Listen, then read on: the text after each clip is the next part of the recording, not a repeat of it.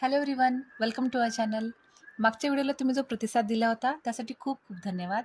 हीच सिरीज मी पुढे कंटिन्यू करत आहे. जसं मी सांगितलं होतं की डिनर क्रूजसाठी आम्ही मॉलमध्ये पोहोचलो होतो. हा आहे आयकॉन सियाम नावाचा मॉल. हा फक्त बँकॉक नाही तर थायलंडमधलाही सगळ्यात मोठा मॉल आहे. चायो फ्राया ह्या नदीकिनारीच हा मॉल आहे. त्याच्यामुळेच इथूनच बरेच क्रूज डिनर्सचे आणि क्रूज पण ऑपरेट होतात. तसंच लोकांना पण ट्रॅव्हलसाठी किंवा हॉप ऑन हॉपअप करण्यासाठी पण इथे बरेच ऑप्शन्स आहेत क्रूज आणि बोटचे.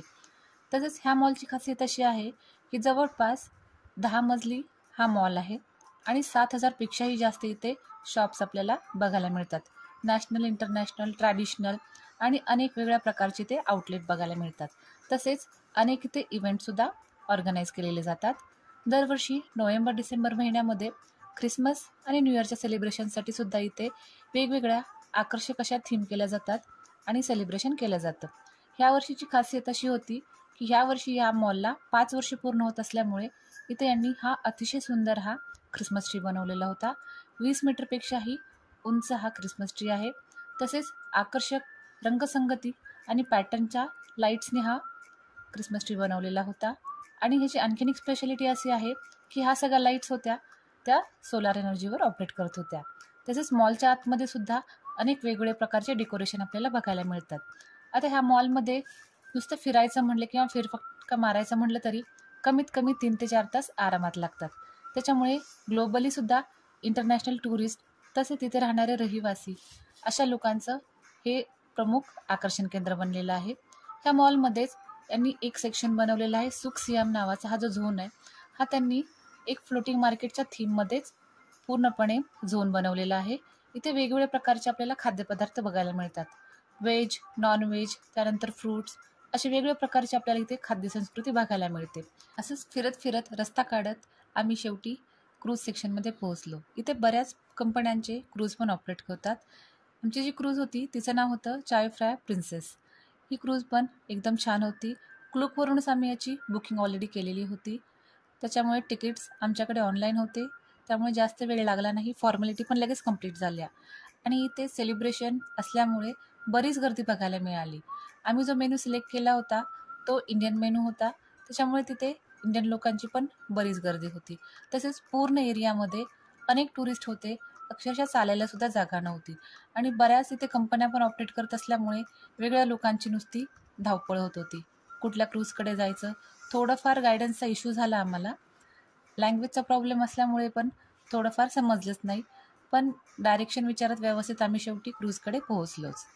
हा त्याचा रूट आहे क्रूजचा. साधारण 2 तासाची ही कमीत कमी 2 तासाची ही क्रूज आहे आणि बँकॉकमधल्या अनेक पवित्र आणि प्रसिद्ध अशी ही ठिकाणं कव्हर करते.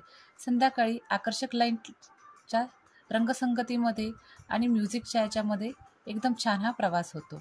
स्पेशली डिनरसाठी सुद्धा ह्या क्रूज ऑपरेट होतात. तसेच सनसेटसाठी पण ह्या क्रूज ऑपरेट होतात. आणि जेवणाचं म्हणायला गेलं तर इंटरनॅशनल मेनू होते, कॉन्टिनेंटल पण आणि इंडियन मेनू पण होते. इंडियनमध्ये पण बरीच व्हरायटी होती. फायनली वेळेवर टाईमवर आमची क्रूज चालू झाली.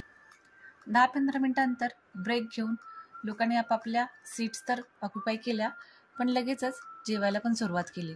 लाईव्ह म्युझिक चालू होतं आणि तिथली सिंगर होती ती अतिशय सुंदर आणि एकदम फ्लुएंटली हिंदी म्युझिकमध्ये पण छान अशी गाणी म्हणत होती. जेवणाचे पण खूप मेनू होते, व्हेज लोकांसाठी पण आणि नॉनव्हेज लोकांसाठी सुद्धा. इथे बऱ्यापैकी फळांचे पण आणि सॅलडचे पण प्रकार त्यांनी ठेवले होते.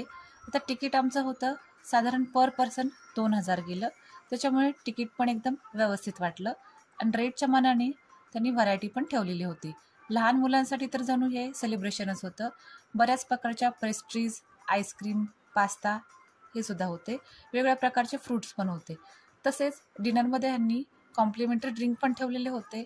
जर आपल्याला आणखीन काय हार्ड ड्रिंक किंवा वेगळे ड्रिंक हवे असतील त्याचे एक्स्ट्रा पैसे पे करायचे होते.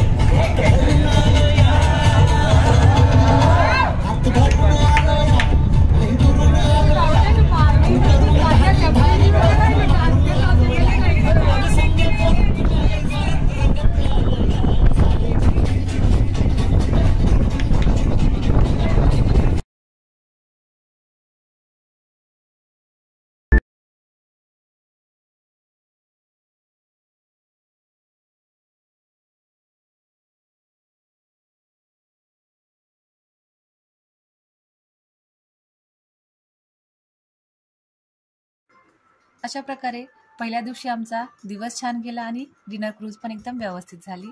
संध्याकाळी पण रिटर्न जाताना आम्ही ज्या रस्त्याने आलेलो मॉलचा त्याच्यापेक्षा वेगळा रस्ता आम्ही घेतला आणि दुसरे सगळे शॉप्स बघत बघत चाललो.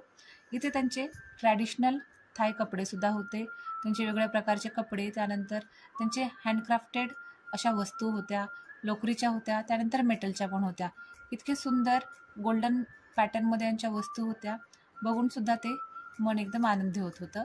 अगदी वेगळ्या प्रकारचेच इथे आम्हाला स्कल्पचर आणि छोटे छोटे अँटिक शोपीस पण प्रकारे बँकॉकमधला हा आमचा पहिला दिवस अगदी छान गेला आणि संध्याकाळी खूप सुंदर गेली. तर रिटर्न जाताना हॉटेलवर जाण्यासाठी ऑप्शन शोधत होतो. त्याच्यामध्ये आमची खूप इच्छा होती की टुकटुकमध्ये जायचं, म्हणजेच रिक्षामध्ये. थायलंडमध्ये टुकटुक खूप फेमस आहे, पण गर्दी आणि ट्रॅफिकमुळे आणि हॉटेलही जास्त लांब असल्यामुळे आम्हाला टुकटुकने जाता आलं नाही. पण तो अनुभव तर आम्ही नंतर घेणारच होतो. पण जाताना आम्ही कॅबने गेलो. व्हिडिओ शेवटपर्यंत बघितल्याबद्दल धन्यवाद. पुढचा व्हिडिओ पण लवकरच घेऊन येईन. पुढचा व्हिडिओ म्हणजे दुसऱ्या दिवशी आम्ही सफारी वर्ल्डला गेलो होतो. तिथे जवळून अगदी बरेच प्राणी बघितले.